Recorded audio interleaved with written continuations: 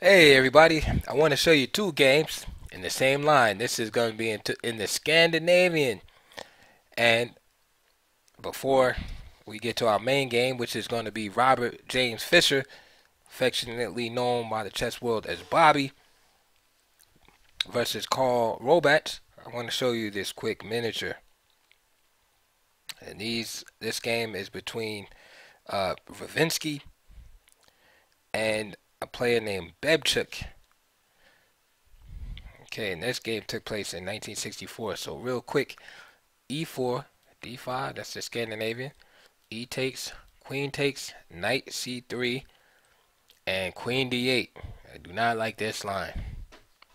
This is basically just giving odds to your opponent. There's time odds, like extra moves, you know. So knight c3, queen d8, d4, and g6, trying to initiate a fianchetto. This all looks bad because black is just wasting so much time. Bishop f4. And white's plan is real simple. You can come up with different ideas here. Bishop f4 is not the end all be all. But what is important is just having a plan. And white's plan is real simple. Queen d2, castle, and bum rush the black king.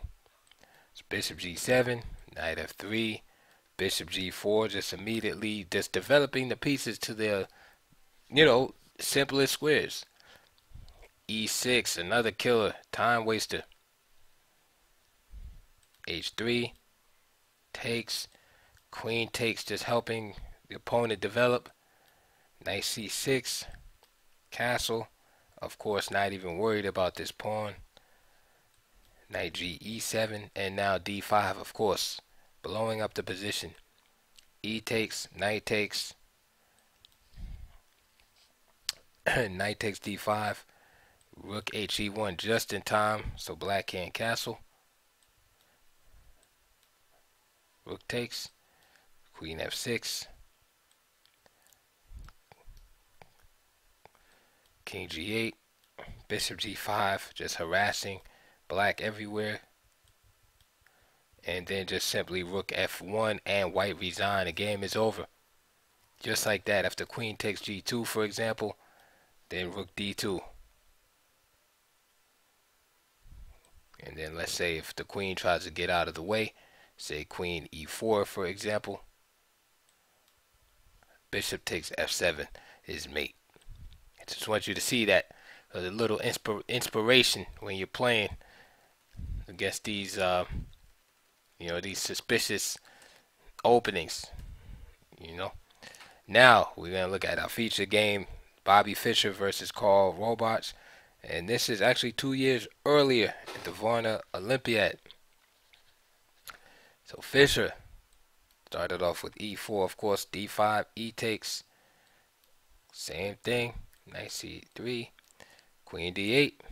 Fischer played d4. So far, everything's the same as in the previous game I just showed you.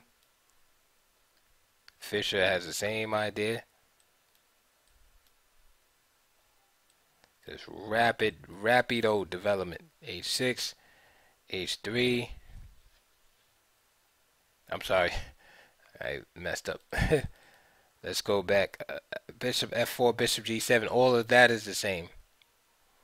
Now queen d2. In the other game, the player opted for knight f3 first. Knight f6. Fischer's more direct. Leaves the knight back home. And now c6. He goes for the immediate swap here. Castle. And now he's going for to rip open the H file. H5. There's that old sack mate stuff. G takes. Bishop d3. Direct B line to the H pawn. Knight bd7. Knight g2. And rook d8. G4, just opening up everything at all costs. Knight f8. Can't believe he let him do that. G takes h5, knight e6. Again, piling up on this pawn, but the problem is white doesn't care about that pawn. Rook dg1, king h8, bishop takes, Knight takes, queen h6, rook g8, rook g5 hitting the queen. Notice how everything's just with tempi. Knight comes out to f5, and then just simply bishop takes f5.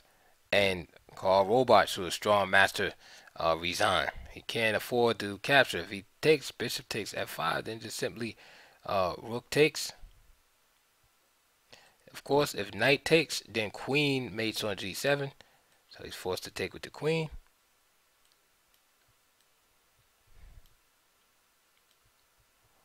And then he's just down material. Queen for the rook is no good in this position. And that was it. Just two quick, quick short games. Again to inspire you. Just quick plans that you can use. Don't waste your time at the board thinking, in these type of openings. Just grab a plan. It's like grabbing a potato chip. Just grab a plan to use, real simple, and blow these dudes out the water. All right. See you on the next one.